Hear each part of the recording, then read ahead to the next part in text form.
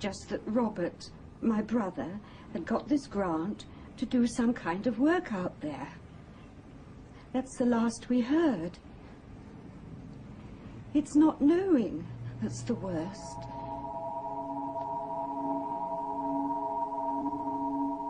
If I were to say I'd noticed anything unusual, it would really only be with hindsight. There was nothing strange about her behavior. She simply disappeared.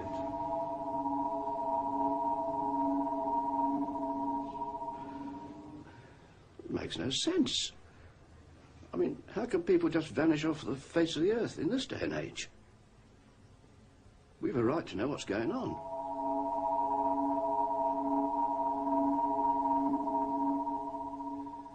Those people you've just seen have all lost someone close to them. A relative, a colleague, a friend. Lost in mysterious circumstances, sudden and inexplicable disappearance without trace. If you're wondering what this sort of story, important and even tragic though it may be, has to do with science report, well, we have to go back in time some 18 months, when we began work on another film which examined the scientific brain drain from Britain. That film was never completed because our inquiries led us into some strange and unexpected byways. And they, in their turn, led uniformly to a blank wall. A blank wall below where I'm standing now at the car park of Terminal 3 of London's Heathrow Airport. We begin this special report with part of that uncompleted film from our reporter, Colin Benson. Dr. Anne Clark, who works in this building, is one of Britain's younger generation of research scientists. Her speciality is solar energy. Like many others in her position, Anne Clark is contemplating joining the brain drain and leaving the country. Well, it's entirely a question of facilities. I mean, look at the mess I'm supposed to work out of. Look at this building. If I and people like me are going to do the job we've been trained to do and are capable of doing, then we must be given the means of doing it.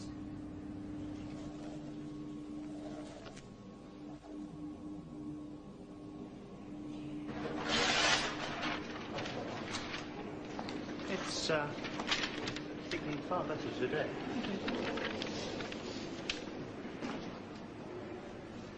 Shortly after this film was taken, Anne Clark made a decision.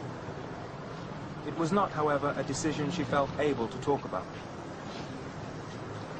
Anne, they won't let us into the building. They say they've had orders not to. Yes, I know, I'm sorry. Well, can you tell us exactly what's going on? No, I'm sorry, I can't go on with the film. I'm going away. What exactly is happening? I can't say anything. That is the last piece of film we have of Dr. Anne Clark. What was going on brought Anne Clark here to the car park of number 3 terminal, Heathrow Airport. She told friends she was going to New York.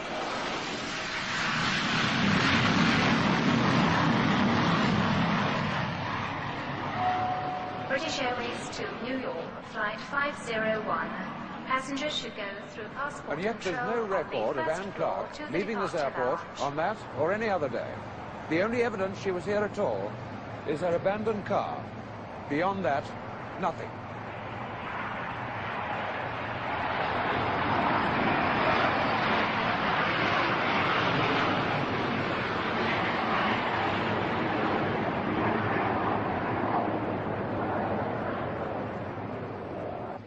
Well, I've done everything I can to try to get some kind of answer.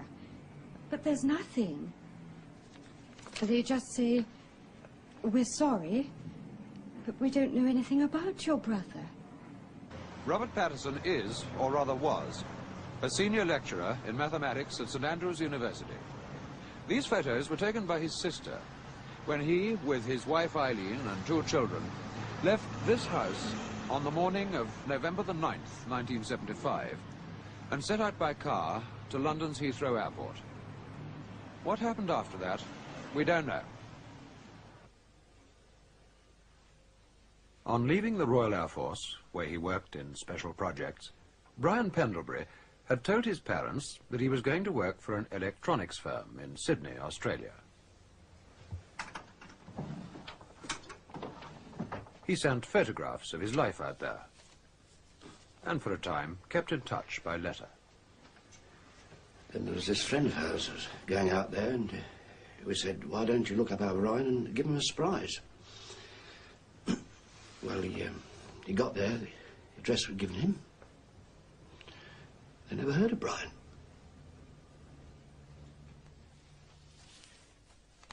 Despite the letters and photographs, which remain unexplained, there's no further evidence about Brian Pendlebury other than the fact that his name appears to have been checked in at London's Heathrow Airport for a flight to Sydney. That, so far as we can discover, is the last anyone ever saw of him. Anne Clark, Robert Patterson, and Brian Pendlebury. Just 3 of the 400 names compiled for our projected science report, Brain Drain from Britain.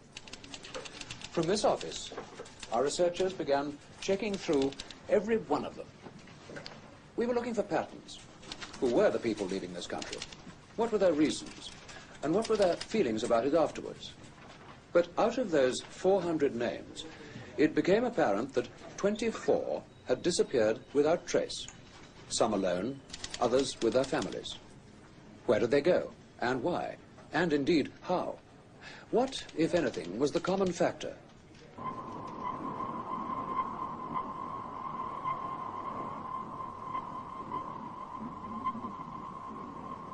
Jodrell Bank Radio Telescope, where, although no one realized it at the time, the second part of our complex story was beginning to unfold.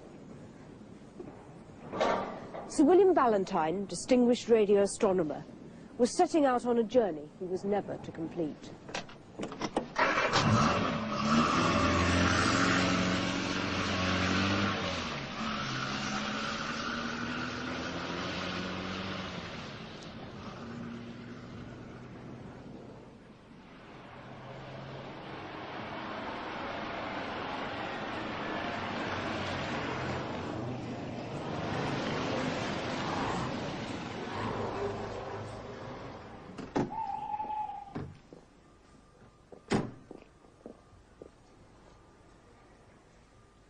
Ballantyne was a worried man. That much we know from a phone call he made from this isolated box, not far from the main London motorway. He called an old friend, news agency managing editor John Hendry.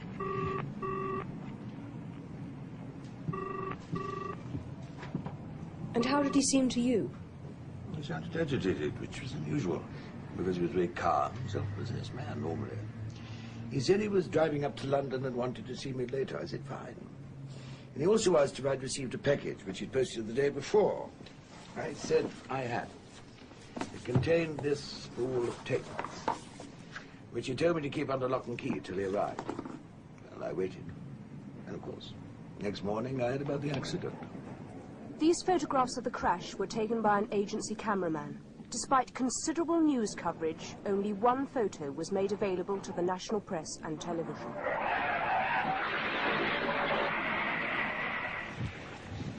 Our own independent experts examined those photographs and the site of the accident itself, where I'm standing now. They drew no firm conclusions, except to say that the cause of the accident remained, to them at least, peculiarly unclear. But what of the videotape, which Ballantyne had been so anxious to get safely to his friend John Hendry?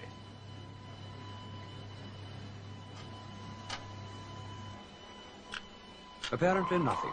No picture, just the ceaseless noise of space. No different from countless other tapes in the archives of radio astronomy. There was, we were assured, no solution here to the mysteriously violent death of Sir William Ballantyne. But what it meant? What was the piece of vital information Sir William Ballantyne had deciphered from this apparently random cacophony? That was something we'd have to wait much longer to find out.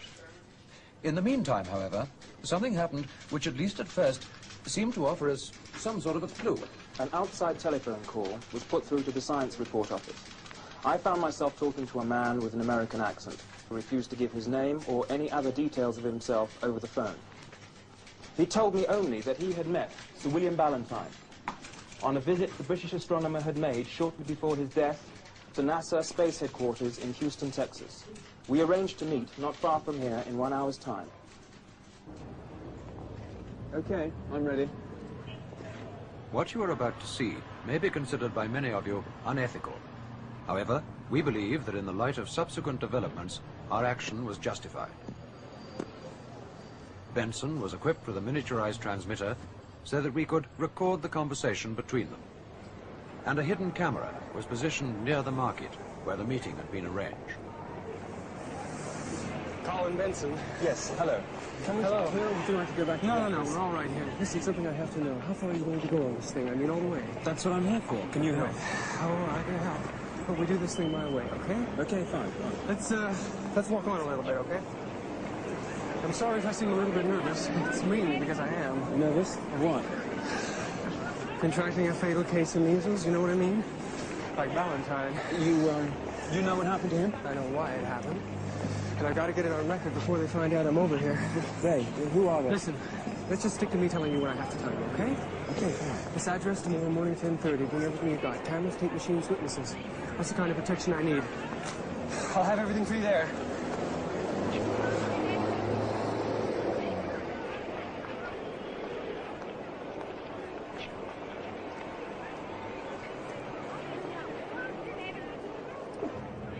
Colin Benson arrived at the address he was given shortly before 10:30 the next day. That's it. Together with a full camera crew. Okay, drive in.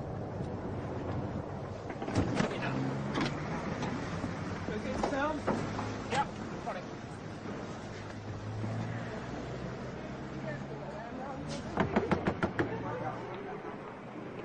Eventually, the door was opened. We show you the next part of the film, uncut, and exactly as we shot it on that day. Take one.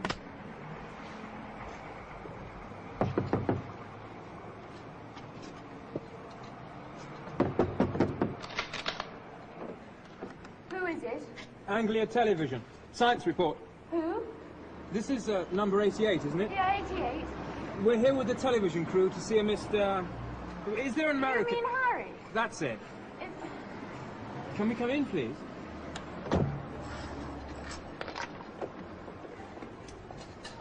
You really are the television. Thank you.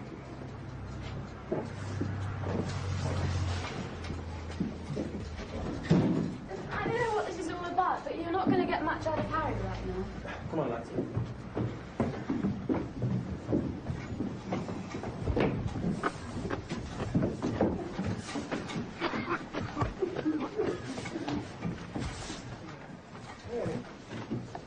What is it?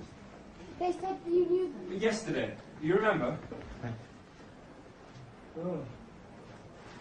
Leave me alone. What's the matter with him? Get them away from me. You better go. Look, is he on acid or something? Just get out of here, will you? Answer our questions. Harry! Don't idiot! Leave! Go away! All right, Harry, he's going.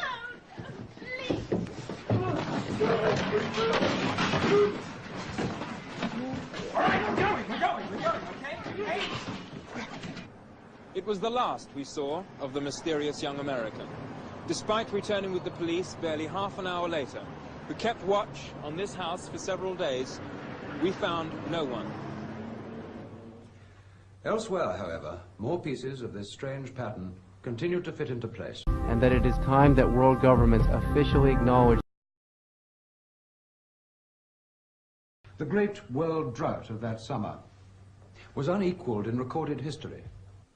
Europe's normally green dairy country was reduced to a dust bowl. Cattle, finding no moisture in the grass, had to be provided with increasingly scarce water and fed next winter's fodder. In Britain, it was the same story of parched fields and poor crops. In France, forest fires out of control devastated huge areas of woodland.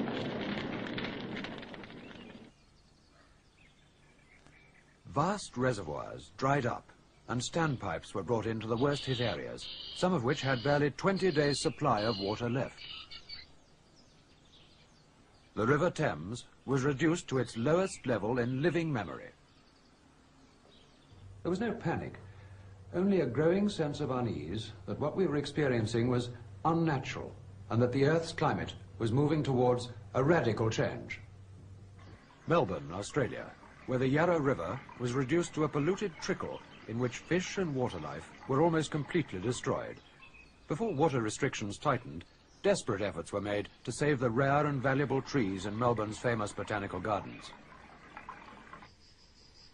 Northern India was in the grip of the worst heat wave for over 50 years. In Bihar, the temperature reached 48 degrees centigrade, 120 degrees Fahrenheit. Thousands died, and the hardship to animals and crops was unimaginable. The African desert continued its encroachment on fertile land, destroying all in its wake.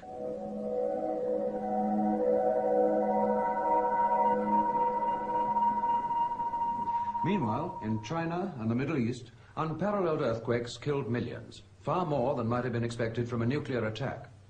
On the far side of the Pacific, the whole of the Caribbean seemed on the point of eruption.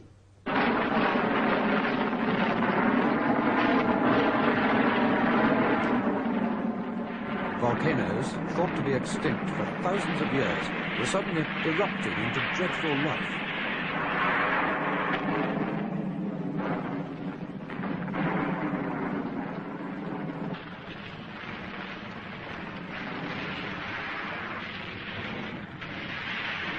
Pressures from shifting land masses in Central Europe destroyed centuries of history.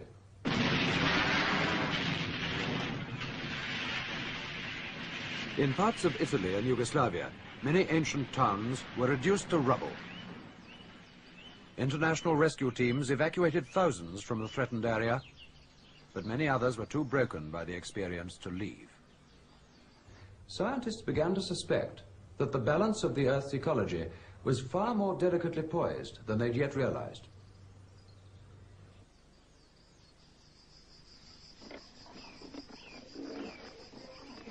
At the height of the drought, we interviewed at Cambridge University someone prepared to offer the beginnings of an answer.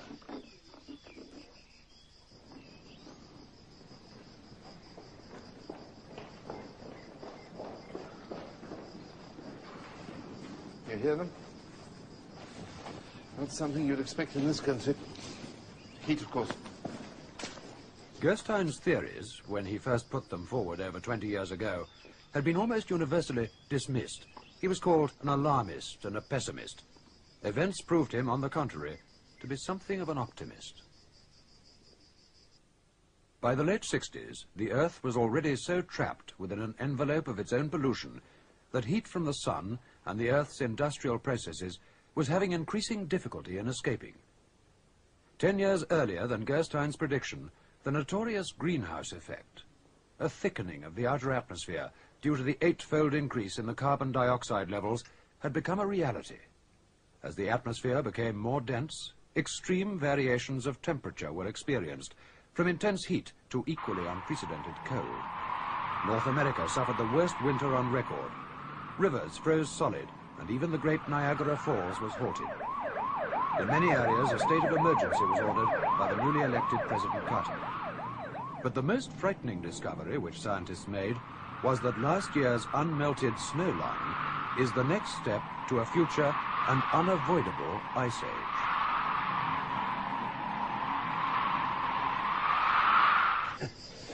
At the Huntsville, Alabama conference of 1957, my ideas were at last being taken seriously by a small group of senior physicists and government advisors. But by then, of course, it was too late. What was this with those people? Can you tell me what happened at Huntsville? The usual thing. The politicians come running to us as though we can reverse the course of nature.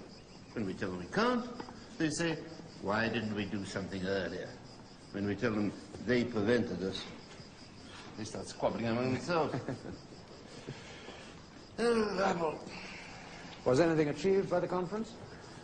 There was some discussion. Secret. Can you tell me anything about that? It was all very theoretical. Well, look, I can understand your reluctance. Look, all I'm prepared to say is there were 3 alternatives for discussion. The first 2 were crazy. Forget about them. The third alternative, maybe not so crazy. But I don't know whether anything was ever done about it. Can you tell me what it was? At the time that interview was filmed, Carl Gerstein refused to say anything further about Alternative 3. In the second part of this special program, we shall show you how we uncovered that information for ourselves.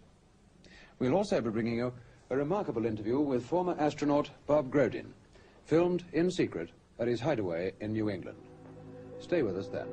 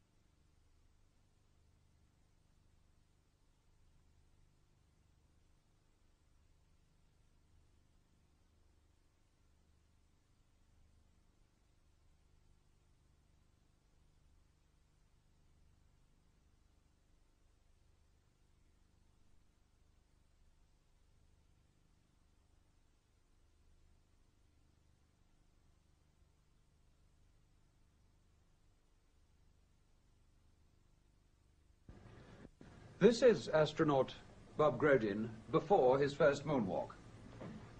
More than one of the men who were part of that first Apollo program found it difficult to readjust to life back on Earth, but no one more so than this man.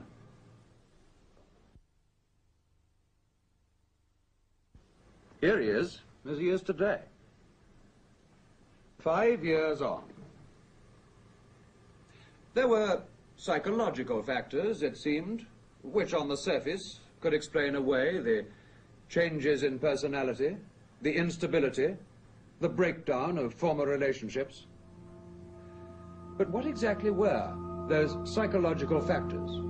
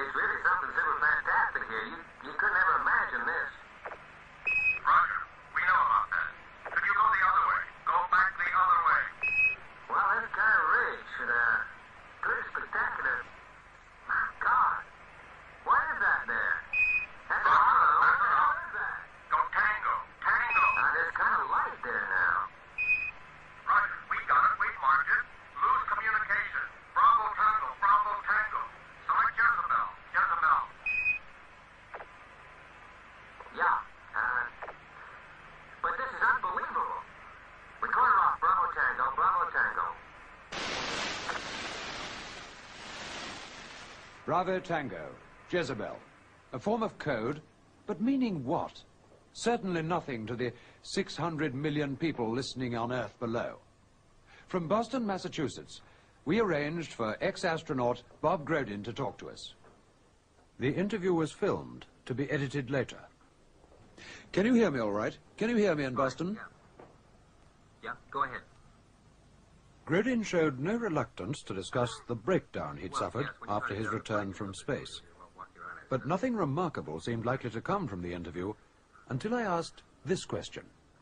It's been suggested, among others by some very responsible people, that you, all of you on the Apollo program, saw far more out there than you've been allowed to admit publicly. Would you like to comment on that suggestion? What the hell are you trying to do to me? Hmm? Can I ask you that? What the hell are you trying to do to me? Well, I was only trying You trying to screw me? Is that what you're trying to do? You trying to screw me? Like that dumb bastard Valentine? Is that what you're trying to do? Well, why me? I was up there to do a job, man. That's all I was up there to do. I don't have to answer questions. Oh, hell. What's the matter with this thing now? It's not this end. Somebody's pulled a switch somewhere. That somewhere, so far as we could discover, was neither in London nor in Boston, but in the satellite connecting the two. The incident has never been explained. Nevertheless, that one word, Ballantyne, was enough to send Colin Benson and a camera operator, with some very innocent-looking home movie equipment, across the Atlantic, posing as tourists. This is what they brought back on 8mm film. I would never have found Bob Grodin unless he had been willing that I should. But starting with the few leads I had, I was brought eventually to the remote bungalow where he now lives. You want beer? Mm-hmm. Sure. Just one. I'll wait. Annie! Annie, can we have a couple of cold beers? Well, what do you want to do? Do you want to do it out here or in there? Doesn't make any difference. I don't think we're going to have a private conversation. We're fine here. Huh? Michael, baby, meet the professor. Hi. Thank you. You are going to reveal all? Well, that's Annie. She's not my daughter, right? You put that on the record. Right? You got it, Bob. She's a great kid. Well, without her, I'm pretty lucky. We talked for an hour before Grodin became willing to discuss our previous and abortive satellite interview. You try that.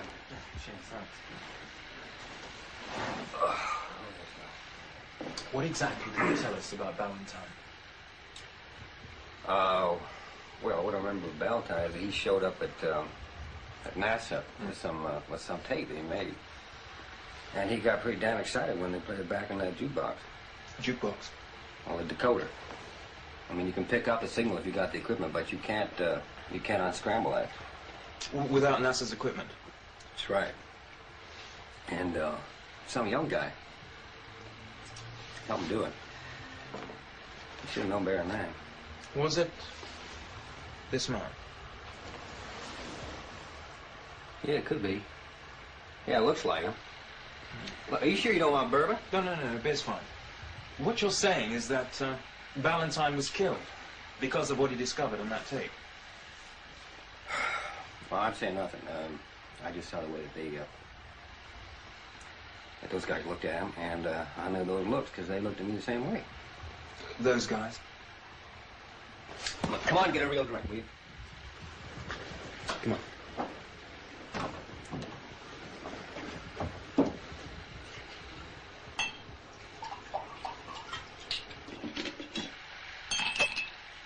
Okay, Bob. What did happen out there? The moon landing? Well, we had kind of a big disappointment. We didn't get there first. What do you mean?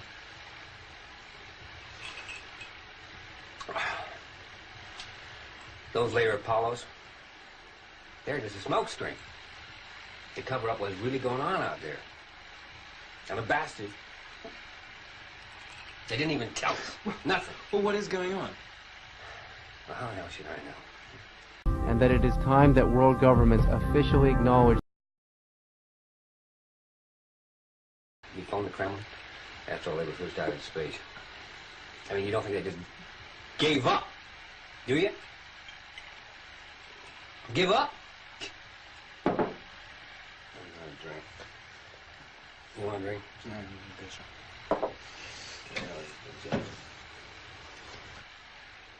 Bob, you're going to tell me, what is going on? I mean, what did you see? Well, we came down the wrong place. And it was crawling. Maybe what we were on looked like a milkworm. You're talking about men from Earth? Do you think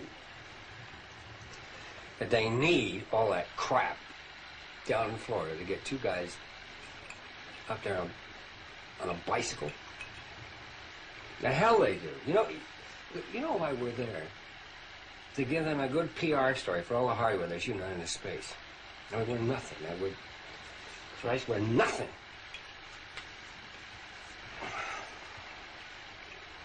You know why we're there? To keep you bums happy. Stop you from asking questions about what the hell's really going on out there. Look, that's it. That's it. End of story. That's the finish. That's a lot. That's a lot. Ready? Fear, suspicion, unanswered questions, possibly murder. What were we dealing with? Back in London, we did what we could to investigate the claims made by ex-astronaut Bob Grodin. Catherine White reports. The Institute of International Political Studies is a non-government organisation based in London's St James's. It was Grodin's linking of the Pentagon with the Kremlin and the implications behind it that brought me here to talk to Professor G. Gordon Broadbent, author of a major study of US-Soviet diplomacy since the 1950s. The short answer is that I know nothing of US-Soviet relations beyond what has already been made public. We had the celebrated docking in space some time ago. This was presented as an isolated exercise, and as far as I know, was exactly that. Maybe paving the way for more to come.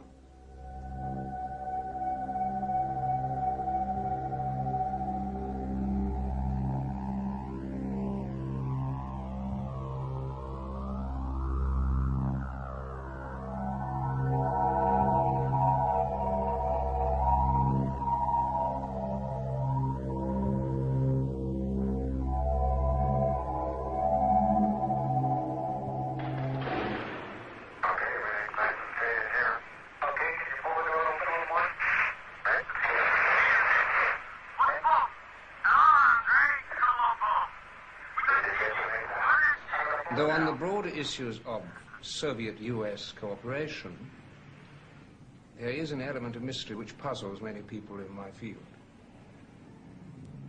To put it at its simplest, none of us can understand how it is that the peace has been maintained for the past 25 years. You mean the experts are baffled? But also, for once, in agreement. The popular myth that it's been improved for the balance of nuclear power doesn't, frankly, hold up entirely. And the more you look at it, the less sense it makes. There are too many imbalances, especially when you put it in the perspective of history. So what is your explanation? Essentially, what we're suggesting is that at the very highest level of East-West diplomacy, there is operating a factor of which we know nothing. Now, it could just be, that this unknown factor is a massive but covered operation in space. As for the reason behind it, well, we're not in the business of speculation. T-minus, guidance is internal. 12, 11, 10, 9. Ignition sequence start.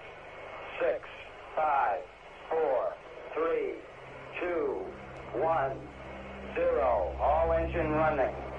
Liftoff. We have a liftoff. 32 minutes past the hour. Tower clear.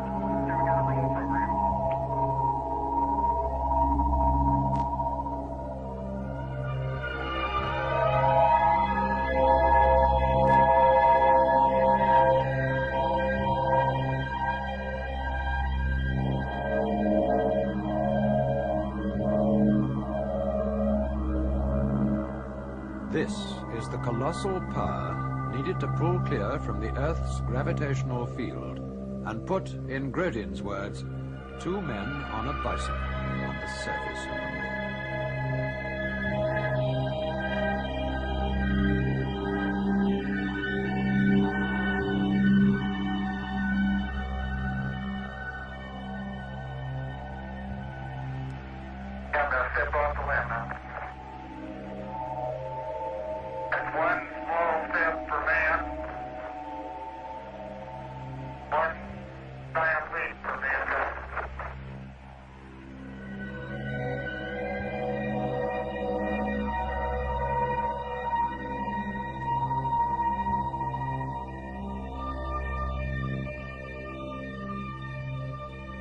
But suppose such immense power did not have to be chiefly consumed in merely getting into space, but could start from space. What kind of travel would that bring within our grasp?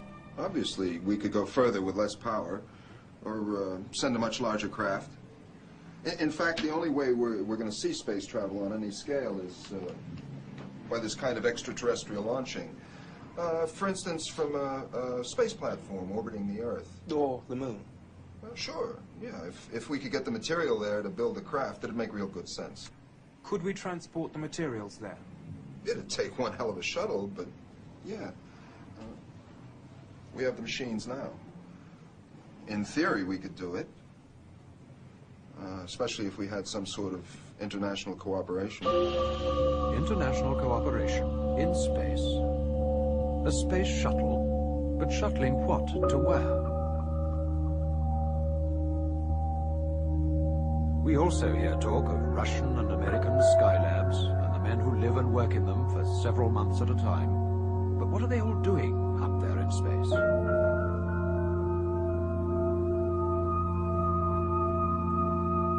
We tend to think of the arms race and the space race as practically the same thing. Visits by one side to the other. Here, Soviet technicians and astronauts are greeted by their American counterparts, have been dismissed as diplomatic courtesies.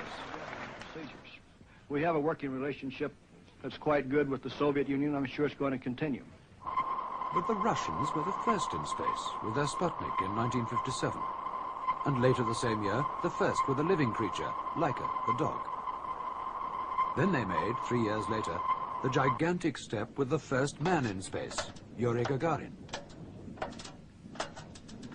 And later on, the first woman, Valentina. The drive to make the first man on the moon an American was launched by President Kennedy. First wave of modern invention and the first wave of nuclear power. And this generation does not intend to founder in the backwash of the coming age of space.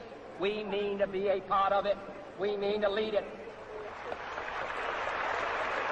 By the late 60s, the Russians, it seemed, had simply dropped out and stopped trying.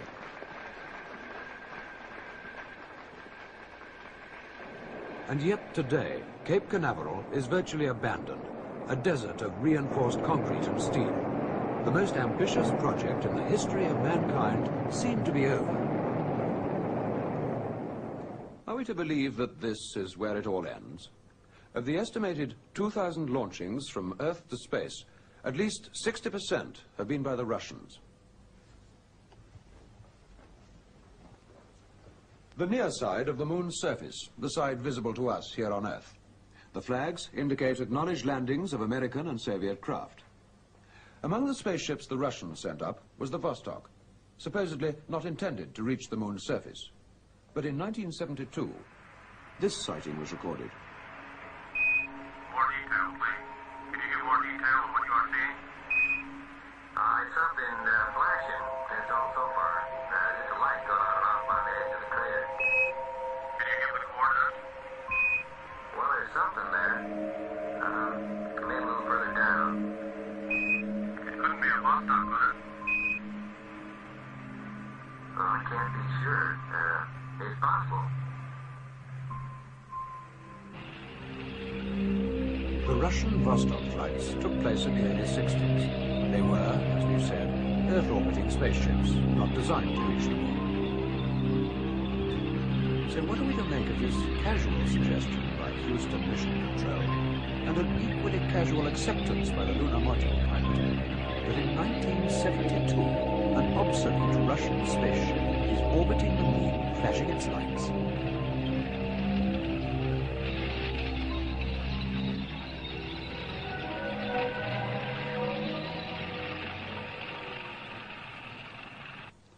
The Russians were the first on the moon, with their unmanned rocket which landed here in 1959. Here, exactly 10 years later, Neil Armstrong landed. But our researches show another pattern of landings.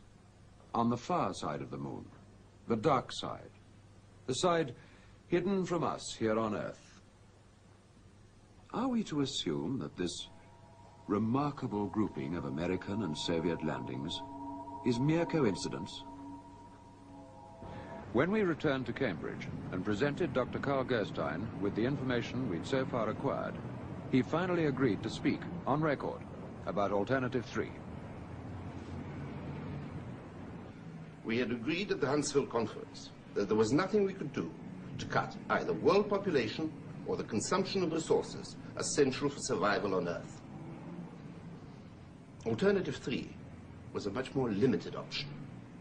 It was an attempt to ensure that at least some of the human race survived the consequences.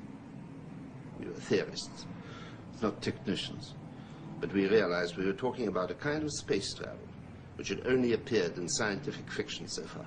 What, you mean go to some other planet? I mean, get the hell off this one whilst there's still time. Dr. Carl Gerstein then went on to discuss the kind of cross-section they would like to see get away. A balance of the sciences and the arts. In fact, all aspects, as far as possible, of human culture. He said that the list would never be complete, but it would be better than nothing. These are the cards you saw earlier. All of them people who've disappeared without trace or explanation during the last 18 months. In other countries, they have similar lists. All people forming that same kind of cross-section that Carl Gerstein described. All were in good health, and all under the age of 55. But where have they gone?